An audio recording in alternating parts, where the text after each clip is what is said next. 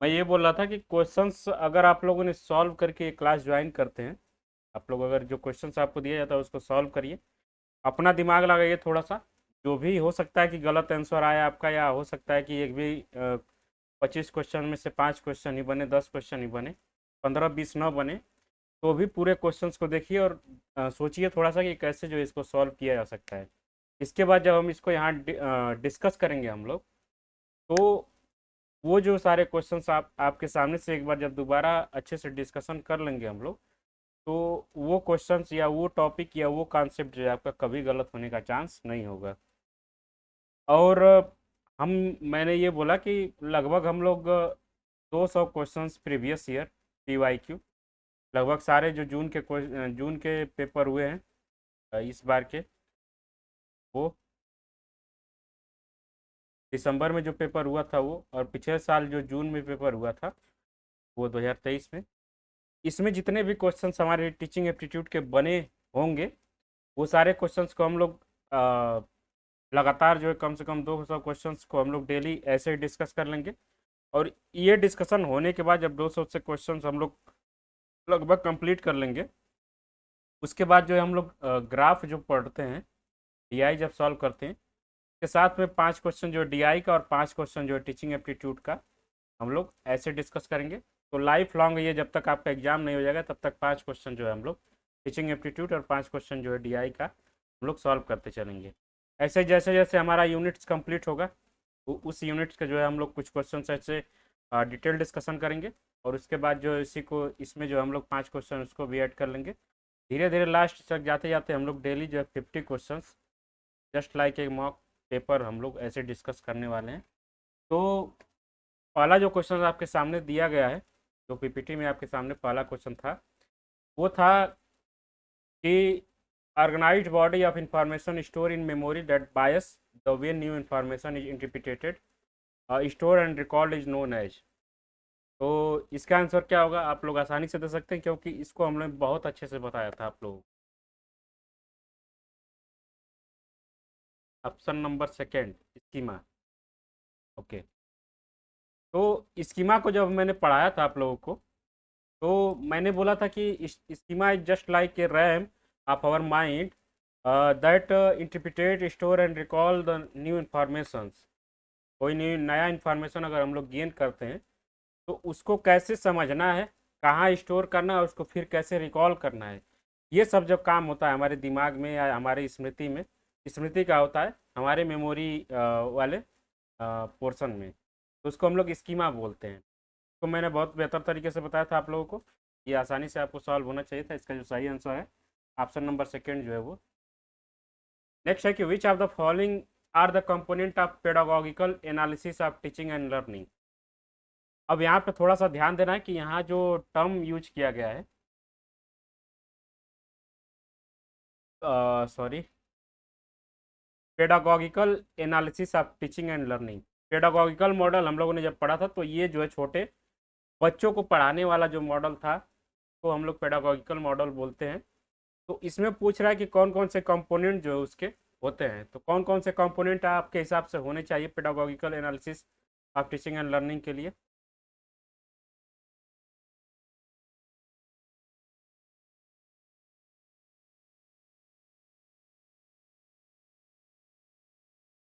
BCD।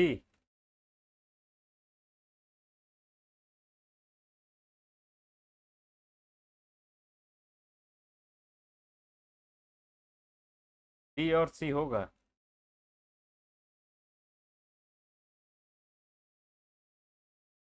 थोड़ा सा ध्यान देंगे हम लोग कि ऑब्जेक्टिव फार्मुलेशन जब हम लोग छोटे बच्चों को पढ़ाते तो उसमें ये जो देश से संरूपण का ये कॉन्सेप्ट जो है बिल्कुल यूज नहीं किया। ठीक है। और जो ऑप्शन नंबर C है कंटेंट एनालिसिस,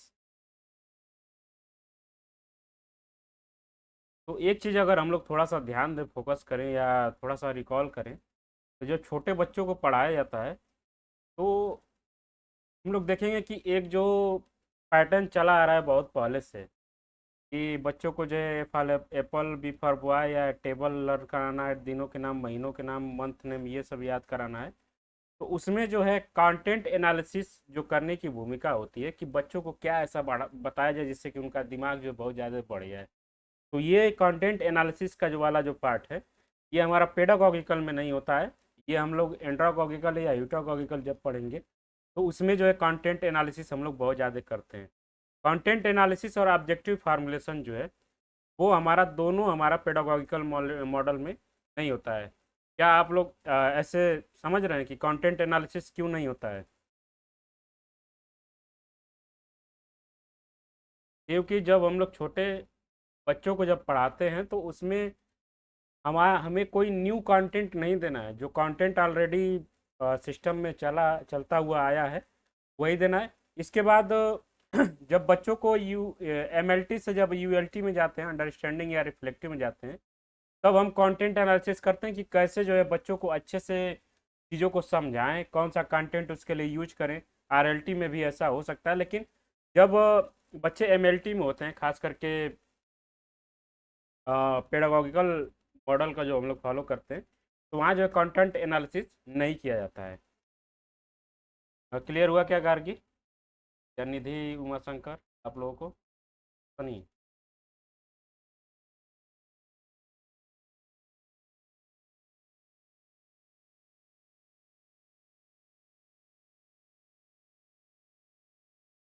नहीं नहीं, वो पेडागॉगी में ऐसा हम लोगों ने नहीं पढ़ा होगा, थोड़ा सा ध्यान दीजिएगा उसको। अ, इसके बाद आता है selection of teaching methods and materials. सबसे ज़्यादा इम्पोर्टेंट ये तरीका है कि बच्चों को किस तरीके से पढ़ाया जाए। हम लोग डॉन्टल मेथड यूज करें, मॉन्टेसरी मेथड यूज करें, या किंडर गार्डन मेथड यूज करें, या मटेरियल उनके लिए कौन सा मटेरियल यूज किया जाए, बुक यूज किया जाए या कोई टॉय यूज किया जाए उनको पढ़ाने के लिए, ये इंपॉर्टेंट है इसमें। इसके बाद आता है कि सिलेक्शन ऑफ इवेलुएशन डिवाइसेस। अब बच्चों को इवेलुएट कैसे किया जाएगा? छोटे बच्चे हैं तो सबसे ज़्यादा मुश्किल ये है कि उनको कैसे जो है इवेलुएट किया जाए जिससे कि उनके क्लासेस को जो है हम लोग बूस्ट कर सकें या उनके अगले क्लास में जो है उनको भेज सके। तो ये जो दो चीज़ें होती हैं, बी और डी वाली, ये हमारी pedagogical analysis of teaching and learning में हम लोग को देखने के लिए मिलेगी। ऑप्शन नंबर सेकंड जो है इसका हमारा। एक मिनट।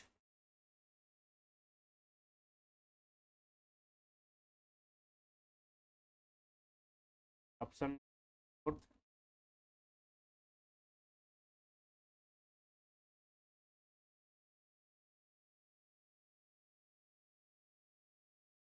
इसको हम लोग देखेंगे थोड़ा सा। मैं यहाँ पे थोड़ा सा कंफ्यूज हो गया हूँ, या शायद आप लोग सही थे। कंटेंट एनालिसिस, इसको मैं अच्छे से देखूंगा।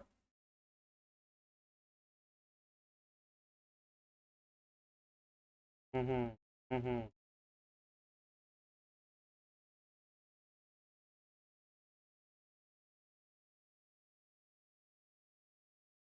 एक मिनट। क्लियर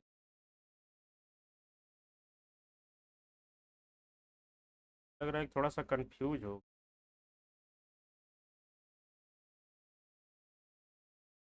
नेक्स्ट क्वेश्चन तब तक देखेंगे। मैं अभी थोड़ा सा बताइए क्या हो सकता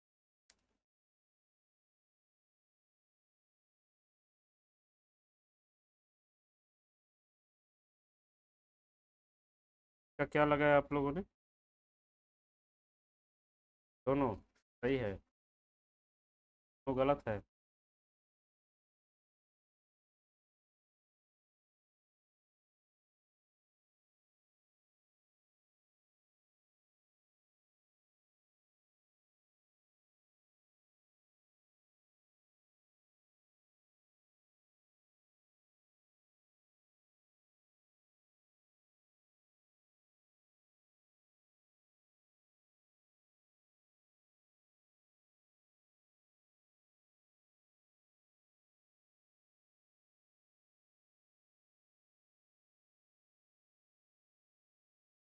टेस्ट सेंटर में जो है पूरा वो जिम्मेदारी अपने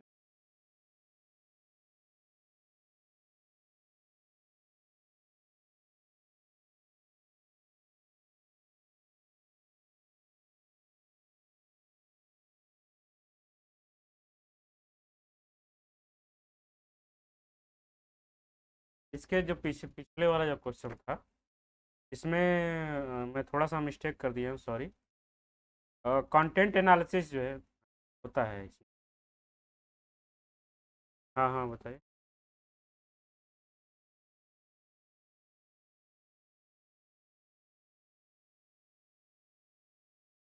हम लोग टीचिंग एप्टीट्यूड जो है, एक यूनिट लगभग ख़त्म कर चुके हैं, तो उसी का हम लोग प्रीवियस ईयर क्वेश्चन सॉल्व कर रहे हैं।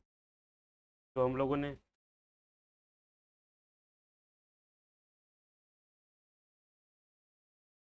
ये पीडीएफ आपको ग्रुप में शेयर किया गया होगा कुछ देर पहले, देखिएगा थोड़ा सा। 25 क्वेश्चन उसमें दिए गए थे, आप लोगों को सॉल्व करने थे, उसी को हम लोग जो है यहाँ पे डिस्कस करने वाले थे। अगर आपने नहीं सॉल्व किया होगा तो बाद में उसको थोड़ा सा देखिएगा, ठीक है। तो बात करते हैं कि pedagogical analysis of teaching and learning में थोड़ा सा मिस्टेक कर रहा था। यहाँ पे जो है ऑप्शन नंबर बी और ऑप्शन नंबर यहाँ पे जो स्टेटमेंट सी है, ये दोनों सही है। कंटेंट एनालिसिस और selection of teaching methods and materials, ये दोनों हमारे पेडागोगिकल एनालिसिस ऑफ टीचिंग और लर्निंग के जो है कंपोनेंट होते हैं। सिलेक्शन ऑफ इवेल्युएशन डिवाइसेस जो है, अगर हम लोग देखें तो जब बच्चे छोटे होते हैं तो उतना ज़्यादा उनके को इवेलुएट करने पे फोकस नहीं किया जाता है। बस उनको जो उनके मज़े के लिए पढ़ाया जाता है, उनको मज़े मज़े में जो है आगे आगे की क्लासेस में जो है किया जाता है। तो ऑप्शन नंबर बी और सी इसका सही होगा। फोर्थ ऑप्शन जो इसका सही होगा, बी एंड सी। बात करते हैं नेक्स्ट वाले की। इसको थोड़ा सा ध्यान दीजिएगा आप लोग भी एक बार अच्छे से कंफर्म कर लीजिए कि वीएस मदान की बुक दिया हुआ है। आगे बढ़ेंगे हम लोग, तो ये है कि in the teacher centred learning the teacher gives up the traditional decision making role and choose the instead of role of a facilitator who focus on the students feelings। अब ये देखें थोड़ा सा, तो टीचर सेंटर्ड लर्निंग के लिए जो है ये स्टेटमेंट जो है सही नहीं है। क्योंकि टीचर सेंटर अगर देखें तो वहाँ पे टीचर जो होता है वो मेन रोल में होता है, न कि फैसिलिटेटर के रोल में होता है, वो एज ए डिक्टेटर काम करता है। ऑप्शन नंबर फोर्थ जो है का सही होगा। स्टेटमेंट सेकंड जो है वो हमारा सही होगा। In the learner centre method the teacher attempt to see the world as the students see it, creating at us an atmosphere of emphatic communication. अब यहाँ पे लर्नर सेंटर की बात अगर की जाए, यहाँ पे टीचर जो होता है बस एज ए सपोर्टर या एज ए फैसिलिटेटर होता है। तो वो क्या करता है कि हमारे बच्चों के पॉइंट ऑफ व्यू से जो वो चीज़ों को देखना चाहते हैं उस तरीके से वो काम करना पसंद करता है। ऑप्शन नंबर स्टेटमेंट अगर यहाँ पे देखें सेकंड वाला सही हो जाएगा, स्टेटमेंट वन जो है वो रॉन्ग होगा। क्लियर है सबको?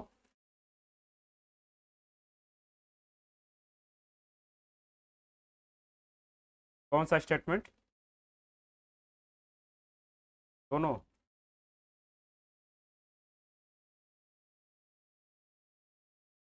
यहाँ पे लर्नर सेंटर की बात किया जा रहा है, खास करके आप इस पे ज्यूम करिएगा जो पीजी में आप डिजिटेशन वगैरह या पीजी के क्लासेस में जो होंगे वो, और या पीएचडी कर रहे होंगे वो, ये सब जो लेवल्स होते हैं ये हमारे लर्नर सेंटर्स के होते हैं। यहाँ पे जो टीचर होता है वो एज ए गाइड काम करता है, एज ए सपोर्टर या एज ए फैसिलिटेटर काम करता है। और वो क्या करता है कि आप किस तरीके से कोई प्रॉब्लम सॉल्व कर रहे हैं आपके नज़रिए से जो है, वो बस आपको फैसिलिटेट करेगा, आपको जो है थोड़ा सा सपोर्ट करेगा कि आप जो है ऐसे ना करके ऐसे करिए तो ज़्यादा बेहतर होगा। तो लर्नर सेंटर में क्या होता है कि टीचर जो है कोशिश करता है कि जैसे बच्चे उस प्रॉब्लम को या इस नॉलेज को या ये जो टॉपिक पढ़ रहे हैं उसको देख रहे हैं समझ रहे हैं उस तरीके से समझा जाए, और इसके बाद अगर उनमें कुछ कमी है तो उसको जो है दूर करने की कोशिश किया जाए। तो स्टेटमेंट टू में यही बोला जा रहा है, तो ये बिल्कुल सही लर्नर सेंटर के लिए।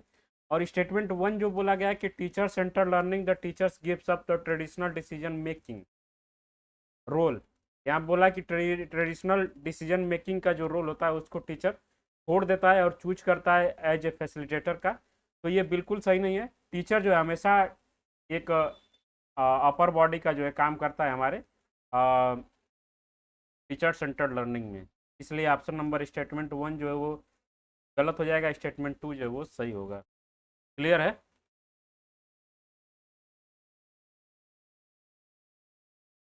नेक्स्ट है कि the ability to generate unusual at appropriate response to problem or question such a convergent thinking and ability to produce response that are based on the primarily on knowledge and logic is known as the divergent thinking.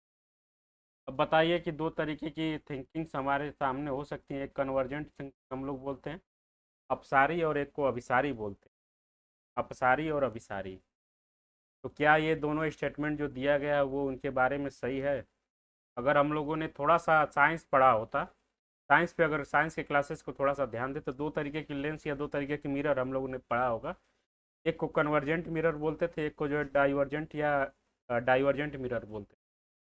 जो convergent mirror होता था वो हमारा जो होता था वो इस तरीके से एक बिंदु पे जाके केंद्रित होता था, का जो लाइट रिफ्लेक्ट करने के बाद जो वहाँ से एक पॉइंट पे आके सारे इंटरसेक्ट करते थे। और जो डाइवर्जेंट मिरर होते थे वो हमारे रिफ्लेक्शन के बाद लाइट को जो चारों तरफ फैलाते थे। तो इन दोनों बातों से ही इस क्वेश्चन को हम लोग सॉल्व कर सकते हैं। बताइए कि दोनों स्टेटमेंट सही है या गलत है?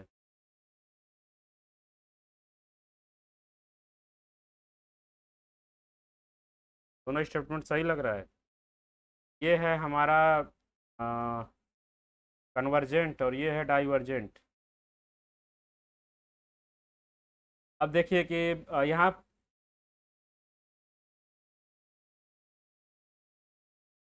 हाँ, यहाँ पे जो दिया गया है कि कन्वर्जेंट थिंकिंग क्या होती है, जब हमें इस तरीके से हम कोई प्रॉब्लम को, एक स्पेसिफिक प्रॉब्लम को सॉल्व करने के लिए कोई चीज़ सोचते हैं, मतलब कि हमारी जो थिंकिंग है एट ए पॉइंट आके इंटरसेक्ट करने लगे, तो एक तरीके का वो बोलेंगे कन्वर्जेंट थिंकिंग है। लेकिन हम लोग जब इस तरीके से सीखे कि हमारे थिंकिंग जो है बहुत सारे डायरेक्शन में आ, चलती हो, या बहुत सारे चीज़ों को एक साथ हम लोग सोचने की जब कोशिश करते हैं, तो वो जो हमारी होती है डाइवर्जेंट थिंकिंग होती है। ये जस्ट अपोजिट दे दिया, दोनों स्टेटमेंट जो इसमें गलत होगा।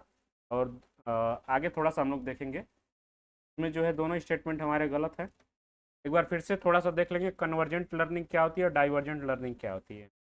कन्वर्जेंट लर्निंग जो है कि instructional strategy that focus on guiding learners to find a single correct solution to a problem. अगर हमारे पास कोई प्रॉब्लम है, उसका केवल एक सोल्यूशन या केवल एक प्रॉब्लम को सॉल्व करने के लिए जब हम कोई थिंकिंग या कोई लर्निंग करते हैं, तो हमारा कन्वर्जेंट लर्निंग है। जस्ट लाइक मिरर के तरीके से कि सारे पॉइंट जो रिफ्लेक्ट करने के बाद हमारे एक ही पॉइंट पे आके मिल जाते हैं। डाइवर्जेंट लर्निंग में क्या होती है कि हम एक प्रॉब्लम की जो है बहुत सारी सॉल्यूशन जो है खोजने की कोशिश करते हैं। Focus on the promoting creativity, exploration, generation of multiple possible solution and perspective to a given problems. It encourages open-ended thinking where students are motivated to think beyond the conventional and explore a variety of ideas, which is crucial for fostering evaluation and evolution and flexibility in learning. तो यही बात यहाँ बोली जा रही है। Clear है सबको? कन्वर्जेंट लर्निंग क्या होती है और डाइवर्जेंट लर्निंग क्या होती है? बताइए उमा शंकर और सृष्टि, गार्गी, निधि, सांग।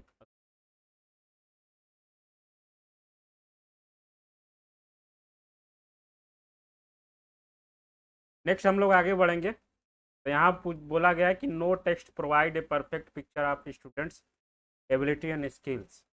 रीजन दिया गया कि a test is the only one small sample of students performance. क्या लगता है इसमें, रीजन सही है या ऐसा जो कथन है वो हमारा सही है, जो कारण है वो सही है? दोनों एक दूसरे की सही व्याख्या कर रहे हैं।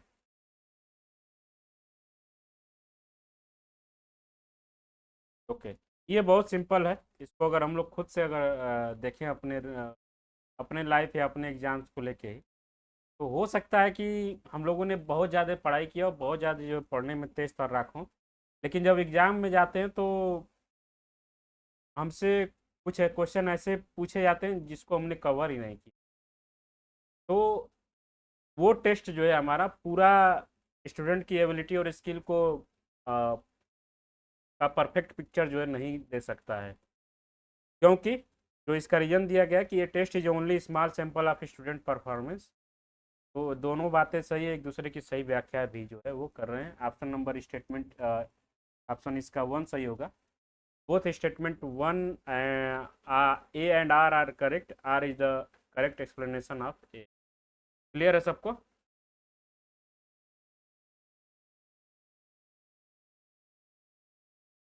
नेक्स्ट आगे बढ़ेंगे। इसमें पूछा गया है कि which of the following are characteristics of the good text. अगर कोई एक बच्चे को हम लोग किसी बच्चे का टेक्स्ट लेना चाहते हैं तो उसकी क्या क्या जो है कैरेक्टरिस्टिक्स होनी चाहिए।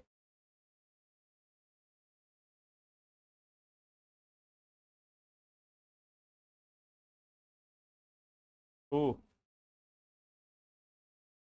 ओके। अगर हम किसी को अगर किसी के नॉलेज को जज करना चाहते हैं, चेक करना चाहते हैं, तो उसके लिए अगर हम टेस्ट लेते हैं तो सबसे ज़्यादा इंपॉर्टेंट जो होता है कि उसमें ऑब्जेक्टिविटी होनी चाहिए। अब ये नहीं है कि हम किसी का नॉलेज का टेस्ट कर रहे हैं साइंस का और इसको पेपर सॉल्व करने के लिए दे रहे हैं मैथ का, तो ये ऑब्जेक्टिव नहीं है, वस्तुनिष्ठ नहीं है। वस्तुनिष्ठ का मतलब क्या होता है कि जिस चीज़ के लिए बनाई गई है उसी के लिए काम करें। वैलिडिटी का मतलब है वो टेस्ट जो है वैलिड हो। ऐसा नहीं है कि 3 क्लास का बच्चा है तो उसको मैथ का ही टेस्ट ले रहे हैं लेकिन वो उसको मैथ सॉल्व करने के लिए दे रहे हैं 12th क्लास का, तो वो वैलिड नहीं होगा। कॉम्प्रिहेंसिव का मतलब है कि ये नहीं है कि 50 नंबर का क्वेश्चन है, 50 नंबर का पेपर अगर है तो 50 का 50 नंबर जो है हम बस केवल एक ही सेगमेंट से पूछ दें। वो थोड़ा सा कॉम्प्रिहेंसिव होनी चाहिए। जितने भी यूनिट्स हम लोग कवर किए हुए हैं सारे यूनिट्स को जो है टच करते करते होनी चाहिए। नैदानिकता का मतलब है कि कोई टेस्ट इस तरीके से बनाया जाना चाहिए कि हमें जो है बच्चों की कमी के बारे में पता चले, डायग्नोस कर सके उसकी कमी को और उसके बाद उसको दूर करने की कोशिश किया जा सकते।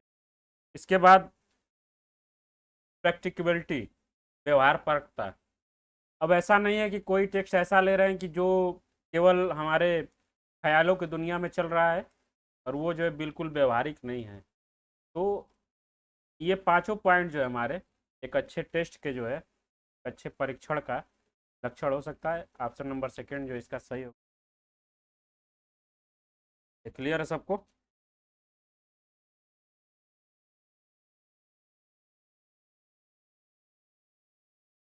ये बताइए, इसको भी हम लोगों ने एज इट पढ़ा है, पल है और पढ़ा भी है। द मेमोरी, ओके बहुत अच्छा। The memory for the general knowledge and fact about the world as visual memory for the rules of logic use to deduce other fact is the known as. जब हम लोगों ने semantic memory पढ़ा होगा उस समय पढ़ा होगा कि जिस मेमोरी में हमारे वर्ल्ड के जो भी कॉन्सेप्ट या जो भी फार्मूले या जो भी जनरल नॉलेज की जो चीज़ें होती हैं वो जहाँ स्टोरेज होती हैं, जहाँ उनको स्टोर किया जाता है, वो उसको हम लोग सेमेंटिक मेमोरी बोलते हैं। तो ऑप्शन नंबर सेकंड इसका बिल्कुल सही हो जाएगा। बाकी सारी मेमोरी के बारे में हम लोगों ने पढ़ा हुआ है, आगे अगर कहीं आएगा तो दिया जाएगा। ऑप्शन नंबर सेकंड इसका बिल्कुल सही था। अब आते हैं option number question number next पे। ये थोड़ा सा ध्यान दे तो थोड़ा सा आउट ऑफ को हम लोगों ने नहीं कवर किया है। क्वेश्चन जब हम लोग सॉल्व करेंगे जो भी पॉइंट ऐसा है जो हमसे छूट गया है गलती बस तो भी हम लोग ऐसे सॉल्व पढ़ते जो है चलेंगे। तो बताइए कि इसमें क्या लग रहा है कि कौन सा स्टेटमेंट सही है या कौन सा जो है गलत है। Paul Roger is the proponent of non directive model of teaching. Rogers extend education view of therapy as the mode of learning. इसका जो है दोनों सही होगा।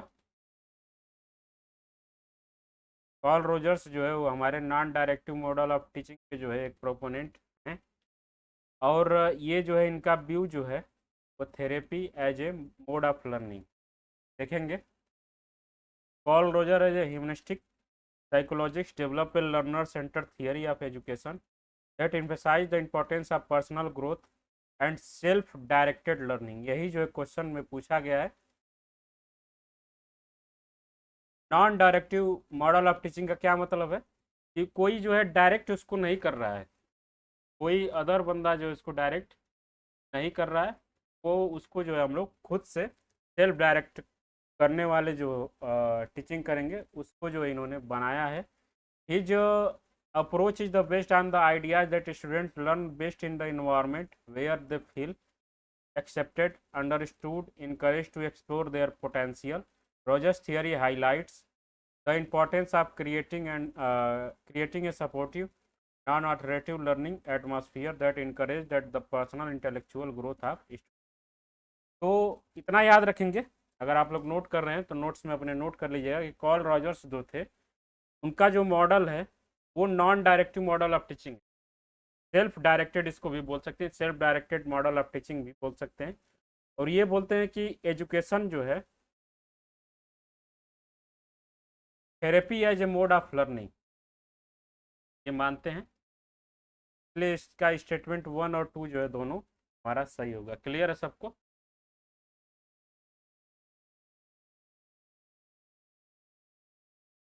बहुत अच्छा। आगे बढ़ेंगे। आगे बढ़ेंगे तो देखेंगे कि learning is the also consider as the social construct. Social construct is the characterised by the development of socially desired. बताइए इसमें क्या लग रहा है, स्टेटमेंट 1 और स्टेटमेंट।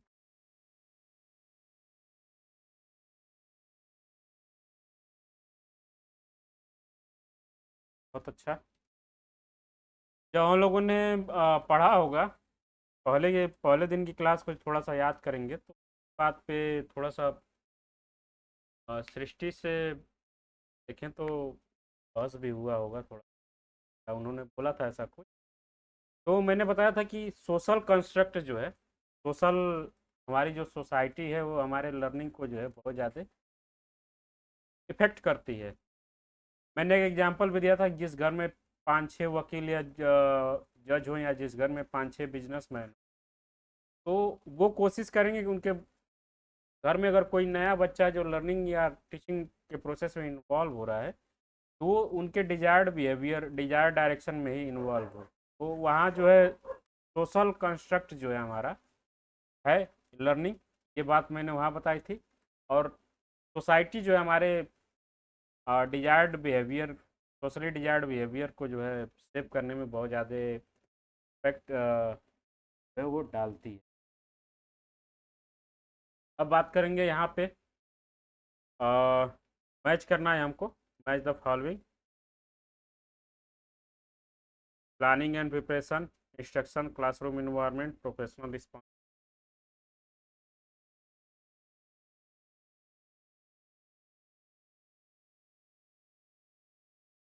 सिंपल है, सिंपल है, बहुत सिंपल बोल सकते हैं इसको। बताइए इसमें कौन सा होगा सही से।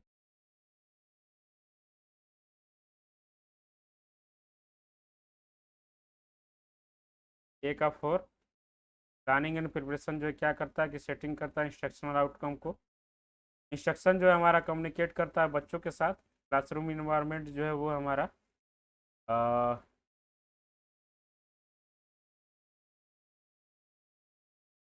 ठीक है, सेकेंड हो जाएगा। Stabilising a culture of learning, बहुत सही। प्रोफेशनल रिस्पॉन्सिबिलिटी क्या, reflecting of the, reflecting of, option number second जो इसका।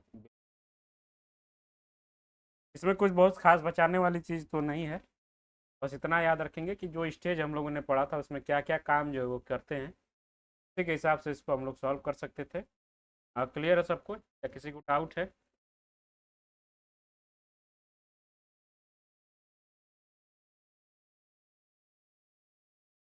नेक्स्ट आगे बढ़ेंगे। यहाँ पे अब देखेंगे कि आगे ICT tools allow to user create digital bulletin boards to share guider information. इसको हम लोगों ने पढ़ा भी है, थोड़ा सा ध्यान देंगे तो बहुत अच्छा। पैडलेट, पैडलेट जो हम लोग लास्ट क्लास पढ़, या कल ही पढ़ रहे थे शायद, तो हम लोगों ने पढ़ा था कि पैडलेट जो होता है वो एक तरीके का बोर्ड होता है, बुलेटिन बोर्ड हम लोग बोल सकते हैं। क्रिएट करते हैं हम लोग यहाँ पे शेयर एंड गाइडर इंफॉर्मेशन के लिए, कोलेबरेटिव बोल सकते हैं। बाकी के बारे में भी थोड़ा सा ध्यान दे देंगे। एक्स माइंड जो होता है एक प्रकार का माइंड मैपिंग ऐप है, माइंड मैपिंग का क्या मतलब होता है, मैंने बताया था कि प्लानिंग और brainstorming. Mind mapping brainstorming software use to visual organise ideas concept and plans. It is the widely used to students, professional and educators for creating mind map. के लिए जो एक्स माइंड का use किया जाता है, Padlet हम लोगों ने पढ़ा। बुक क्रिएटर क्या एक प्रकार का, ये देखें तो allows to student teachers to create interactive digital books, PDFs वगैरह जो है वो बनाने के लिए, interactive PDF. It often used in the school project story telling and publishing multimedia content. प्रोटागन जो है उसको थोड़ा सा याद रहे, ध्यान देंगे हम लोग कि प्रोटागन जो है एक एनिमेशन सॉफ्टवेयर है that allow user to create animated stories videos by selecting characters settings and dialogues। ये चारों को हम लोग थोड़ा सा ध्यान देंगे। इसका जो सेकेंड ऑप्शन पैडलेट है। अब बात करेंगे कि in the round robin cooperative learning strategy students work together to achieve a common goal of और complete a task. In the group investigation cooperative learning strategy, students take turns sharing their ideas, thought and solution within their group। बताइए इसमें क्या लग रहा है आपको?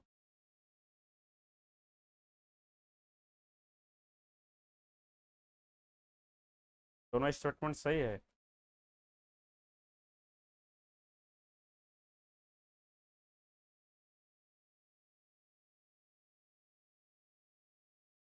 तो हम लोगों ने पढ़ा भी नहीं है।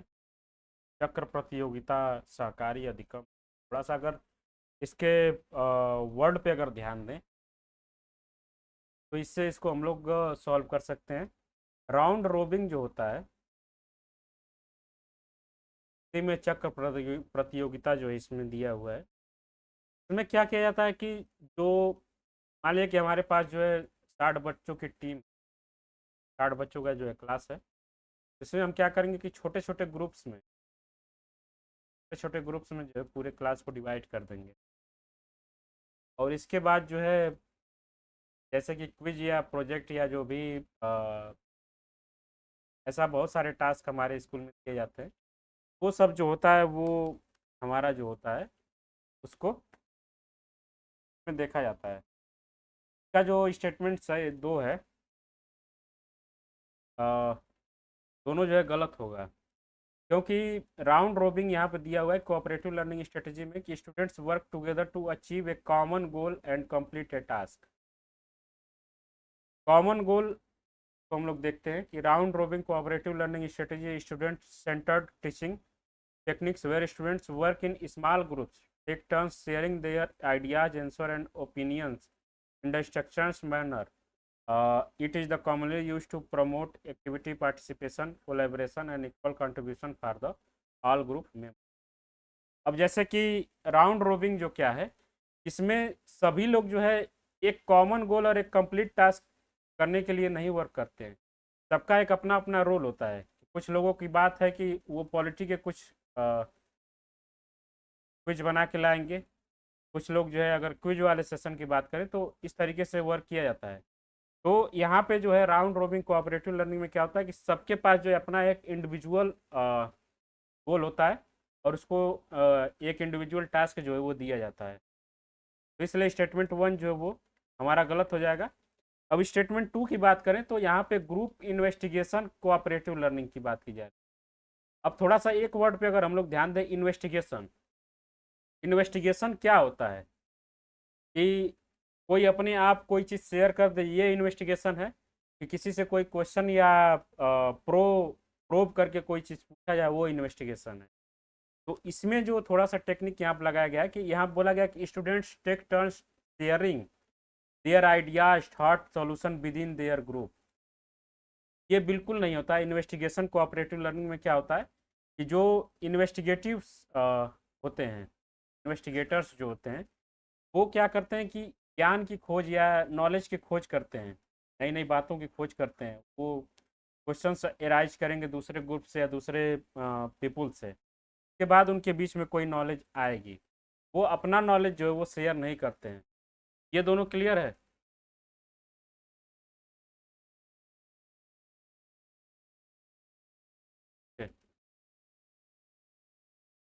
इस हिसाब से दोनों स्टेटमेंट हमारा जो है सही गलत हो जाएगा। राउंड रोबिंग क्या होता है कि इसमें हम लोग छोटे छोटे पार्ट में जो है ग्रुप को डिवाइड करते हैं, उसके बाद जो सबको एक इंडिविजुअल टास्क जो है वो कंप्लीट करने के लिए दिया जाता है, कॉमन टास्क नहीं होता है। ग्रुप इन्वेस्टिगेशन में क्या होता है कि यहाँ पे कोई अपना खुद का नॉलेज जो है नहीं शेयर करेगा, यहाँ पे इन्वेस्टिगेट करेंगे, चीज़ों को इन्वेस्टिगेट करेंगे, वहाँ से जो उनको जानकारी इकट्ठा मिलेगी वो आपस में शेयर करेंगे। देयर आइडियाज़ दिया गया है, ये भी जो है थोड़ा सा मैं हिंट जो वो दे सकते। आगे बढ़ेंगे, आगे बढ़ेंगे, यही बात जो है बोल रहे थे कि स्वयं Prabha channel 07 Kautilya is the which of the following subjects, बताइए।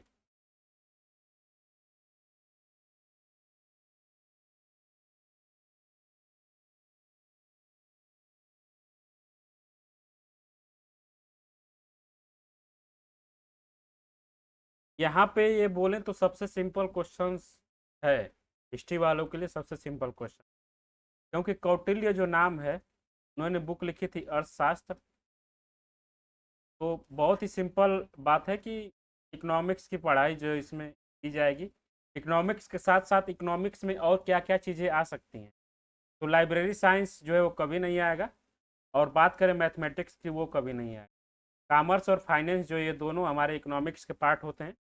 तो ये ए, सी और डी, ए सी डी यानी कि थर्ड वाला ऑप्शन जो है वो हमारा सही होगा।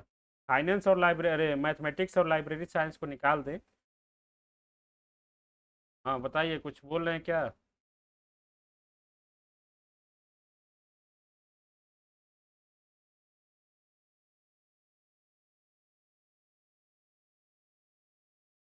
एग्रीकल्चर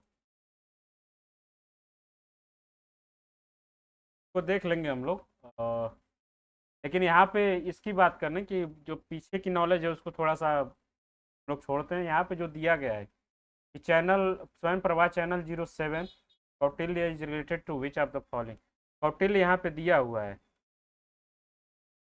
तो उसके हिसाब से। हाँ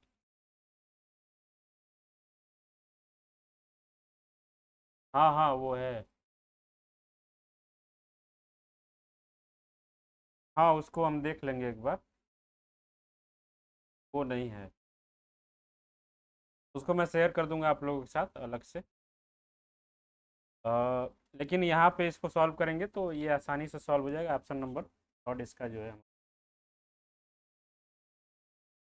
स्पेसिफिक नाम जो है वो है, जैसे कि हिस्ट्री वाला जो है उसको हम लोग वागीश के नाम से शायद जानते हैं, वागीश। सारे चैनल्स के स्पेसिफिक जो है वो नाम है, तो अभी हम लोग देख लेंगे क्लास के बाद। बात करते हैं कि in which strategy cooperative learnings students are separated into the inner and outer circle. In the inner circle student have discussion and the outer circle listen to the discussion. ये थोड़ा सा इंटरेस्टिंग है और बहुत ही मज़ेदार चीज़ है अगर हम लोग थोड़ा सा ध्यान दें तो।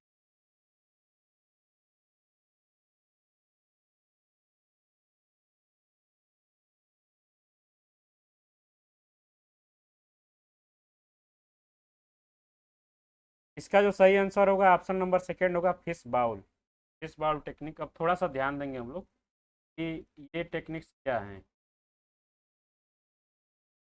इसमें क्या होता है कि सबसे पहले पहला वाला देखते हैं कि स्नोबॉल टेक्निक क्या होता है, तो हम लोग हिमकंदुक स्नोबॉल भी बोलते हैं। इसमें क्या होता है कि कोऑपरेटिव लर्निंग में मैंने किसी को एक पॉइंट बताया, उसने आगे तीन लोगों को शेयर किया, उन तीन लोगों ने आगे तीन लोगों को शेयर किया, इन तीन लोगों ने आगे तीन लोगों को शेयर किया। जस्ट लाइक डिजिटल मार्केटिंग वाला जो सिस्टम है वो यहाँ पे अगर फॉलो किया जाता है तो उसको हम लोग स्नोबॉल टेक्निक बोलेंगे। कि मैंने किसी को बताया, उसने तीन लोगों को बताया, उसने जिन जिन लोगों को बताया उसने तीन तीन लोगों को बताया, तो इस तरीके से कोई डिस्कशन अगर हो रहा है तो उसको स्नोबॉल टेक्निक हम लोग बोलेंगे। इस बॉल टेक्निक में हम लोग देखते हैं कि कई बार ऐसा डिस्कशन किया जाता है जिसमें 2 सर्किल्स बनाए जाते हैं, 2 circle just like a bowl. यहाँ पे अंदर के लोग जो है बाहर के लोगों के साथ डिस्कस करेंगे, अंदर के लोग जो है बाहर के लोगों के साथ डिस्कस करेंगे, और अंदर के लोग जो है वो बोलने वाले होंगे और बाहर के लोग जो है सुनने वाले होंगे। तो ये जो है हमारा फिश बाउल टेक्निक है। जिक्सा टेक्निक क्या होता है? जस्ट लाइक जिक्सा, मैंने इनसे इनको बताया, इन्होंने इनको बताया, इन्होंने इनको बताया, इन्होंने इनको बताया, सिंपल है। थिंक पेयर शेयर, यहाँ पे दो दो लोगों का जो है पेयर बना के जब कोऑपरेटिव लर्निंग किया जाता है, इस जोड़ा ने इस जोड़े के साथ शेयर किया, इस जोड़े ने इस जोड़े के साथ शेयर किया, तो इस तरीके की जो चीज़ें होती हैं वो हमारी इन चारों में देखा जाता है। तो आपके हिसाब से बताइए, अब ऑप्शन नंबर सेकंड इसका सही होना चाहिए या नहीं होना चाहिए? बाउल, फिश बाउल, मछली होती है फिश बाउल के अंदर जो है मछली है, मछली जो है अपना ज्ञान शेयर करेगी। जस्ट बाउल जो है वो चारों ओर एक अलग से ऐसा सर्किल बनेगा ग्रुप का, ये लोग बोलने वाले होंगे और ये लोग जो है सुनने। बताइए, क्लियर है ये?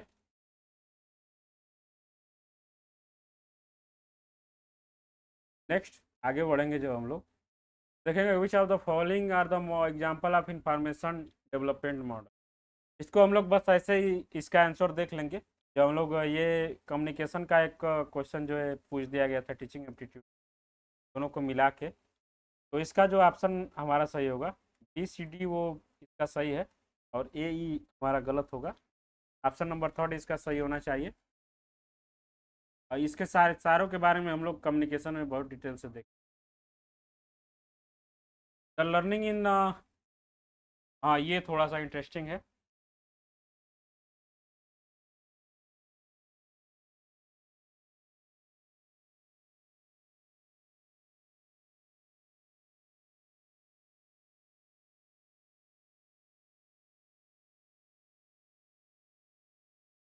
बताइए इसमें क्या लग रहा है आपको सही?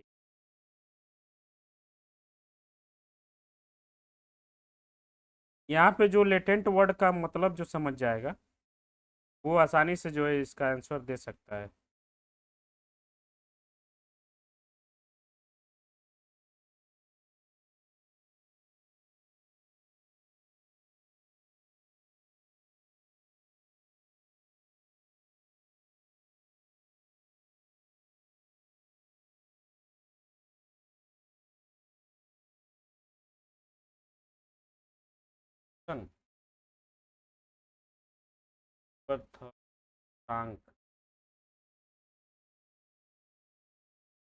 थर्ड जो इसका सही है, यहाँ पे दिया गया है कि the learning in which a new behaviour is acquired but is not demonstrate until re it provide is known as.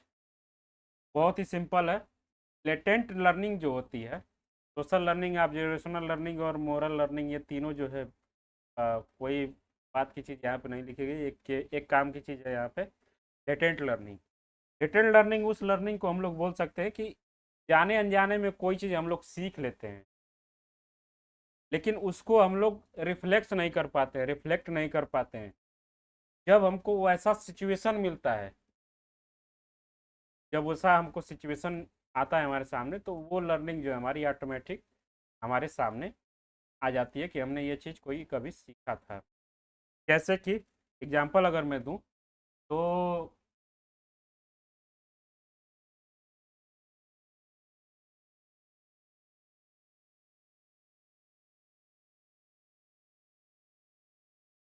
Example मैं दे सकता हूं कि बहुत ही सिंपल एग्जांपल, बहुत इंटरेस्टिंग एग्जांपल है। अभिमन्यु के बारे में सभी लोगों ने सुना होगा। इन्होंने कभी किसी ज़माने में सीखा था कि कैसे जो है चक्रव्यूह को भेदना है, ये इनको मालूम नहीं था। जब ये इनको उसकी ज़रूरत पड़ती है, ये एक मिथ वाले एग्जाम्पल है जो बेहतर तरीके से हम लोग सीख सकते हैं, इसलिए मैं दे रहा हूँ। जब इसकी ज़रूरत पड़ती है, जब चक्रव्यूह उनके सामने बनाया जाता है, तब इनको लगता है कि मैं जो है इसको कर सकता हूँ, मैंने ये कभी सीखा था। तो इस तरीके की कई सारी लर्निंग्स होती है, जैसे कि मैं रोटी बनाना जो है सीख लूँ, रोटी बनाना जो है देखते देखते या कोई चीज़ करते हुए समय सीख। और जब मुझे कभी ज़रूरत होगी, किसी में जंगल में फंसा हुआ हूँगा, तो वहाँ पे अगर ज़रूरत होगी तो मैं अपने लिए रोटी जो है बना लूँगा। तो लेटेंट लर्निंग क्या होती है कि लर्निंग हमारे अंदर है, सारी जो है नॉलेज जो हमारे अंदर है, लेकिन हम लोग उसको रिफ्लेक्ट नहीं कर पा रहे हैं, because we have not a proper situation. तो जब प्रॉपर सिचुएशन जब मिलेगा तो हम उसको जो है रिफ्लेक्ट कर लेंगे। क्लियर है सबको? ओके। अब यहाँ पे फिर से जो है दो तीन जो है सॉफ्टवेयर हमको पढ़ने होंगे। A teacher want to access the students performance and want to give immediate feedback, which software you will select for the assessment?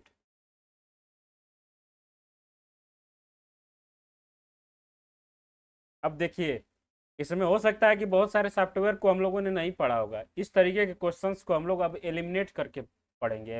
Elimination method जो है वो लगा सकते हैं। हम लोगों ने प्लेंटागन के बारे में पढ़ा है, प्लोटागन के बारे में। ये एनिमेशन सॉफ्टवेयर है, न कि परफॉर्मेंस को एक्सेस करने के लिए या क्विज वगैरह कराने के लिए। तो बी को अगर हम लोग एलिमिनेट करते हैं तो ऑप्शन दो हमारा वैसे ही एलिमिनेट हो जाता है। अब बचता है यहाँ पे ए ई और सी डी ई। अब सी डी ई में अगर देखें, स्क्रीन कैस्टोमेट्रिक को भी हम लोग पढ़ेंगे, स्क्रीन कैस्टोमेट्रिक को भी पढ़ लेंगे। ये जो होता है वो एक तरीके का वीडियो एडिटिंग तरीके का सॉफ्टवेयर होता है। और एनी मेकर जो है वो भी एक एनिमेशन बनाने वाला सॉफ्टवेयर है। तो ये जो है हमारा नहीं होगा। ए और ई हमारा जो है कहूट और ई क्विजेज, ये दोनों जो है हमारे। कहूट को भी याद रखेंगे, इससे बहुत सारा क्वेश्चन पूछा गया है। कहूट एक तरीके का जो है सॉफ्टवेयर है जो स्टूडेंट के परफॉर्मेंस को एक्सेस करने के लिए यूज किया जाता है, और उसको जो इमीडिएट फीडबैक जो इसके माध्यम से दिया जा सकता है। क्विजिज जो है वो भी हमारा एक ऐसा सॉफ्टवेयर है जो हम किसी के मॉक टेस्ट वगैरह जब लेना होता है तो इसको हम लोग यूज कर सकते हैं। ऑप्शन नंबर फोर्थ इसका सही होगा, ए एंड ई। सारे के बारे में थोड़ा थोड़ा दिया गया है। Kahoot is the game based sharing platform allow to teacher students user create participate in the quizzes whole and learning games called Kahoots. It is widely in the classroom and training environment to make learning interactive and fun.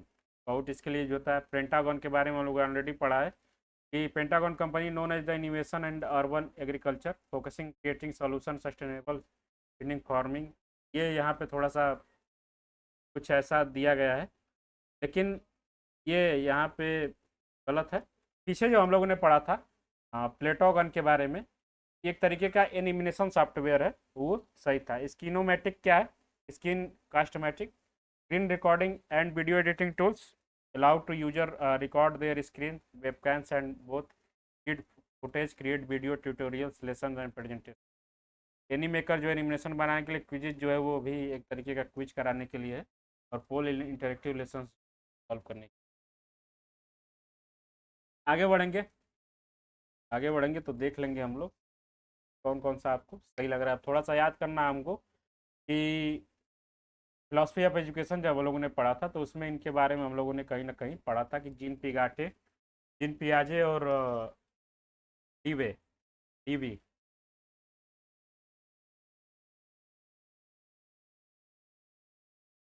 क्या लग रहा है इसमें कौन कौन सा option सही है, कौन कौन सा स्टेटमेंट?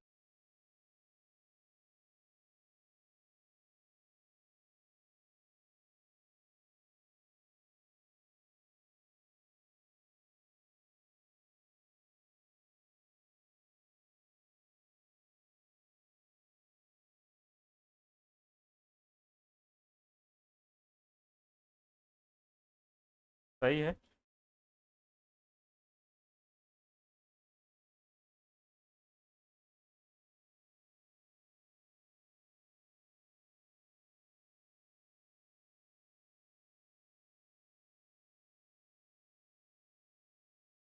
ओके, कोई बता दीजिए जल्दी से, गार्गी बता दीजिए कि लेटेंट लर्निंग क्या होता है।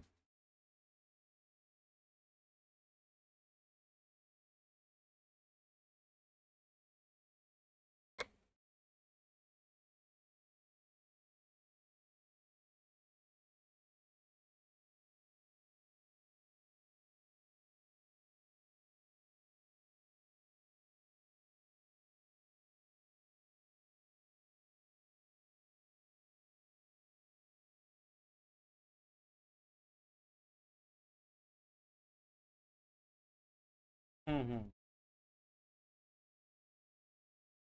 लेटेंट लर्निंग यही बताया मैंने कि हम लोग कोई चीज़ जो है जाने अनजाने कभी ना कभी सीख लेते हैं।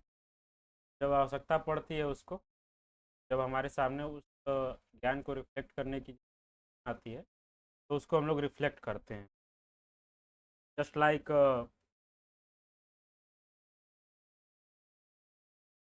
अंकुरण से हम लोग समझ सकते हैं। अंकुरण जो सबसे बेहतर इसका एग्जाम्पल है, अंकुरण सबको पता होगा कि बीज जो है वो सीड बन जाते हैं, या जो भी होता है अंकुरण का मुझे इंग्लिश नहीं पता है, टर्मिनेशन। तो वो क्या होता है कि जो मान लीजिए कि मैं चना का एग्जांपल दूं, तो चना जो है ऑलरेडी उसको कैसे भी रख दीजिए वो जस्ट लाइक वैसे ही पड़ा रहेगा। लेकिन जब उसको एक राइट सिचुएशन जब मिलेगा, तो उसका जो जर्मिनेशन होने लगेगा। उसी तरीके से लेटेंट लर्निंग जो होती है कि हम चीज़ों को जाने अनजाने हमारे अनकॉन्शियस माइंड में कभी ना कभी सीख लेते हैं। और जब वो हमको ये पता नहीं है कि हम इसको इस चीज़ को मैं सीख चुका हूँ, लेकिन जब उस तरीके की सिचुएशन आती है, तो उसको हम लोग रिफ्लेक्ट कर लेते हैं, री जो है वो बोल देते हैं कि वो हो जाता है। तो लेटेंट लर्निंग उसको बोलते हैं। क्लियर है सृष्टि? नेक्स्ट आगे बढ़ेंगे हम लोग। तो यहाँ पे बात कर रहे थे हम वहाँ का जो है स्टेटमेंट वन जो है सही था, स्टेटमेंट टू जो है वो गलत था। ये हमारा फिलोसफी वाले क्लास से थोड़ा सा हो जाएगा। अगर पीपीटी आप लोग फिर से देखें तो वो हमारी चीज़ें क्लियर हो जाएंगी। ये गलत हो जाएगा, ये वाला स्टेटमेंट। अब बात करते हैं कि स्टेटमेंट वन है कि the non directive model of teaching tutors students rather than controlling the sequence of learning. The non-directive model of teaching the teacher is the teacher's role, that is facilitator who is counseling relationship with students and guide their growth and development. बताइए इसमें क्या लग रहा है आपको? Non directive model यानी कि self directed model के बारे में यहाँ बात हो रही है, जो अभी हम लोगों ने पीछे पढ़ा था पॉल रोजर के बारे में शायद।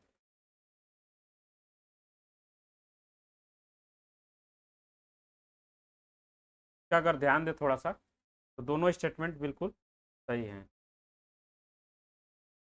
बिल्कुल सही बात लिखी गई है कि अध्यापन जो है क्या नाम है कि the non directive model of teaching nurtures students rather than controlling sequence of learning. Control नहीं किया जाता है, यह स्टूडेंट्स के द्वारा जो है प्रशिक्षित एंड विकसित किया जाता है स्टूडेंट। और वही है कि इसमें जो है टीचर जो है एज ए कंट्रोलर की बात ही जो है काम करता है, वो स्टूडेंट्स को जो है डेवलपमेंट के लिए गाइड करता है, न कि उनको कंट्रोल करता है। फैसिलिटेट करता है, न कि कंट्रोल करता है। दोनों स्टेटमेंट इसके बिल्कुल सही थे। आगे बढ़ेंगे तो एक है थोड़ा सा चार्लोट एलियंसन के अध्यापन रूपरेखा योजना की तैयारी क्षेत्र निम्नलिखित घटक हैं।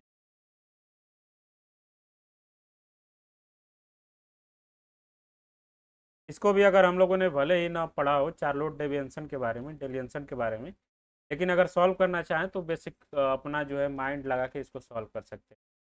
कि जैसे कि फ्रेमवर्क ऑफ टीचिंग, चार्लोट डेलियंसन जो है वो इसमें पहला जो स्टेटमेंट दिया गया कि organising physical space in classroom, ये नहीं, गलत लग रहा है थोड़ा सा। क्योंकि फिजिकल स्पेस जो है हमारी उतनी ज़्यादा रोल जो है प्ले नहीं करती है हमारे टीचिंग लर्निंग को जो है बेहतर बना प्लानिंग एंड प्रिपरेशन के।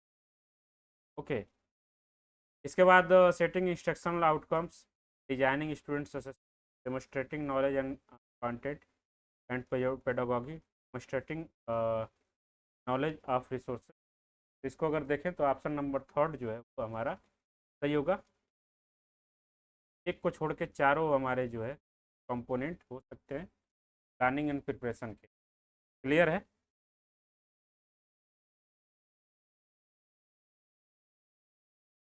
सही है।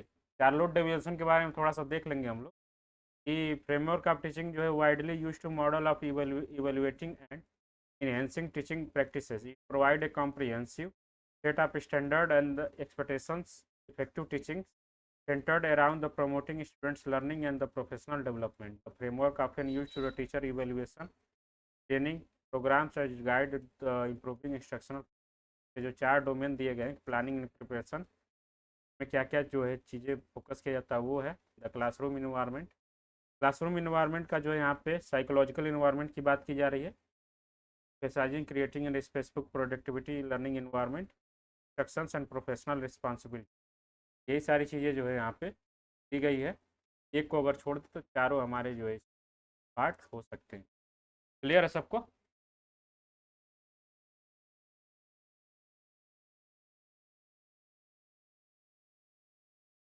अब फिर से आ जाते हैं हम लोग कि which of the following allows to user organise and create content for various sources such as websites articles and video. अब यहाँ से जो है हम लोग इसको कर सकते हैं थोड़ा सा एलिमिनेट, क्योंकि अभी हम लोग ने पढ़ा कि ये स्क्रीन रिकॉर्डिंग के लिए इसको यूज। एट पजल में पजल है, पजल जो होगा वो क्विज वगैरह या मॉक टेस्ट वगैरह कराने के लिए यूज किया जाएगा, वो नहीं होगा। फिक्सटन जो है वो नहीं होगा। इसमें जो ऑप्शन नंबर सेकेंड है बैकलेट, वो है। वो क्या करता है कि various sources and such various source websites articles and videos को जो है ऑर्गेनाइज और क्रिएट करने के लिए हमारा एक प्लेटफॉर्म जो वो प्रोवाइड कराता है बैकलेट। बैकलेट को देख सकते हैं। Wakelet is the content creation platform allow to user save organise and share content from the web. It enables user to create collections where they can gather link article videos image and other resources in one place and then share them with others। backlit is the used by educators content creators। ये सब जानकारी जो है यहाँ पे दी गई है। तो इसका जो सही आंसर है बैकलेट है। यही कुछ जो है हमारे ऐप्स एंड वेबसाइट्स से जो है बार बार रिपीट होते हैं, तो सबको जो है क्लियर करते चलेंगे हम लोग। नेक्स्ट जो है वो है कि the process of comparing students. ये थोड़ा सा इंटरेस्टिंग है, बताइए क्या क्या जो है इसमें सही चीज़ दिया गया है। स्टेटमेंट 1 और स्टेटमेंट 2 में कौन सा स्टेटमेंट सही है, कौन सा जो है गलत है।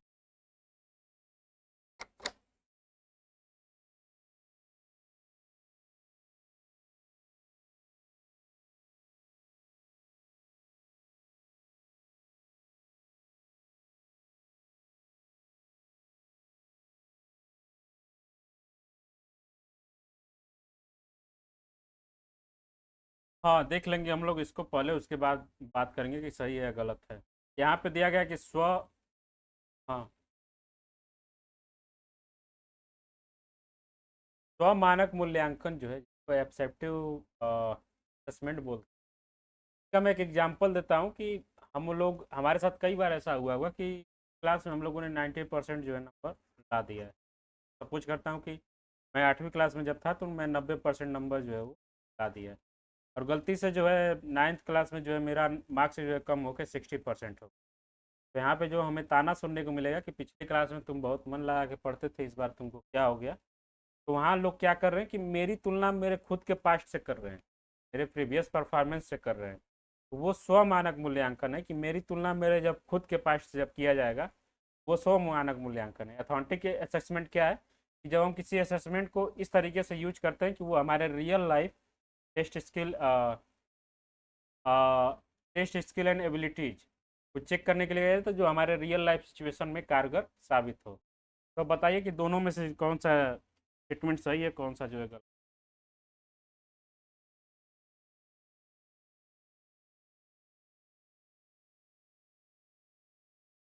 दोनों सही है, बिल्कुल सही है, बहुत ही बेहतर।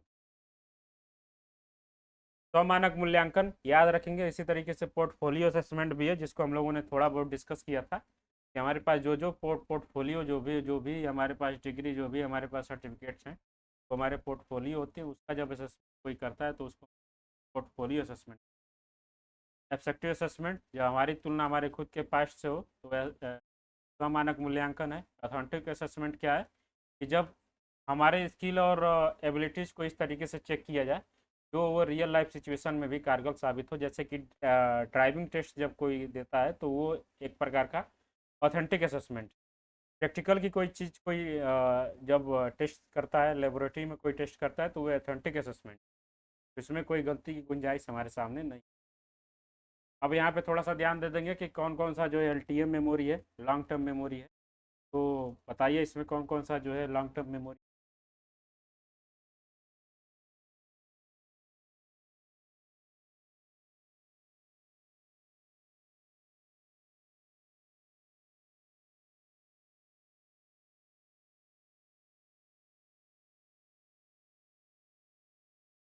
HCD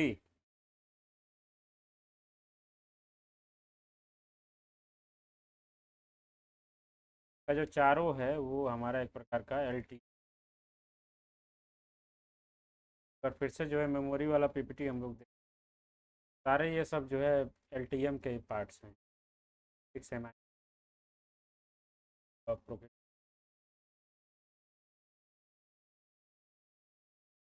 देख लीजिएगा आप लोग पीपीटी। उसके बाद फिर से आ जाते हैं कि चैनल नंबर 4, मैम प्रवाह रिलेटेड सोशल साइंस, साइकोलॉजी हो, साइंस एंड सब्जेक्ट।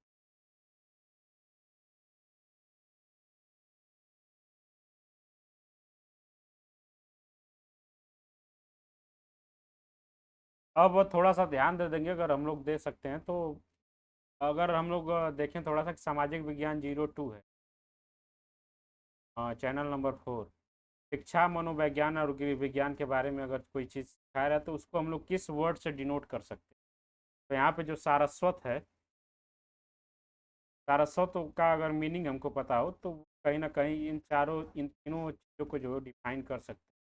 तो ये बहुत ज़्यादा इजी है। अगर हमारा चैनल के सापेक्ष उसका नाम पूछा जाएगा, उसका सब्जेक्ट दे दिया जाएगा, तो हम लोग बहुत आसानी से पहचान सकते हैं। जैसे कि कौटिल्य वहाँ था तो इकोनॉमिक्स और कॉमर्स और जो भी था उसको हम लोगों ने देख लिया था। सारस्वत अगर हमारे सामने आता है तो वो उसका जो संबंध है वो मनोविज्ञान और गृह विज्ञान और शिक्षा से है। तो हम लोग एक बार लिस्ट इसका देख लेंगे, क्योंकि स्वयं प्रभा से जो क्वेश्चन भर भर के पूछे जाते हैं। तो थोड़ा सा इसको अच्छे से कर लेंगे। मैं भी देखता हूँ कि अच्छे से जो इसका एक PDF आप लोगों को प्रोवाइड। अब बात करते हैं कि शायद आज का लास्ट क्वेश्चन है, which are the following are the learner related factors influence learning.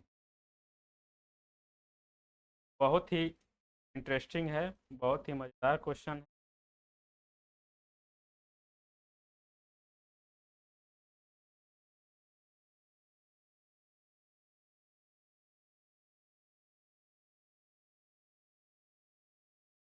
जल्दी से आंसर। ABCD।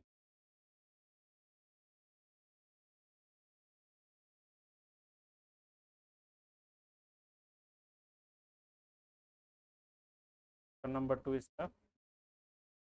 और सबसे लास्ट वाला स्टेटमेंट गलत हो जाएगा, पर्सनालिटी ट्रेट्स।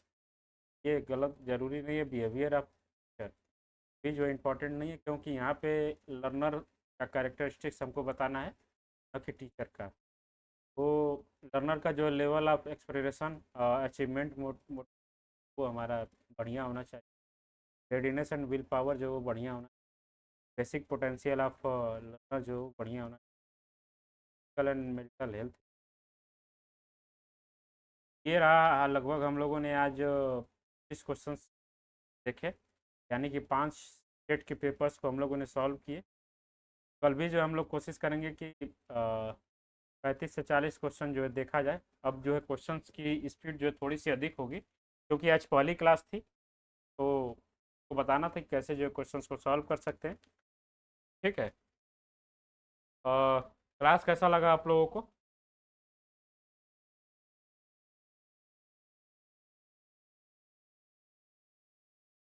हाँ हाँ बताइए।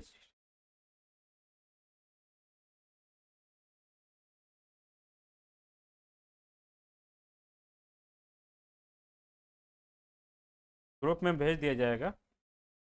और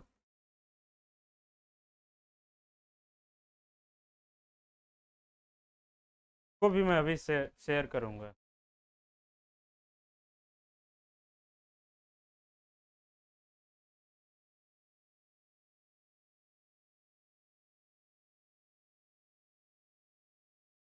बैकलॉग आपका जो है वो हो जाएगा। जो क्लासेस अभी 7 क्लासेस शायद हुई है टीचिंग थियरी की, तो उसको जो है देख लीजिए। एक क्लास जो है वो यूट्यूब पे पड़ा हुआ है, एक जो है अभी मैं अपलोड करूँगा।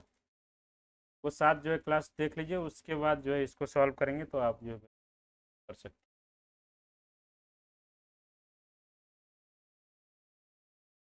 बाकी हाँ, मैं पूछ रहा था कि कैसा था ये क्लास।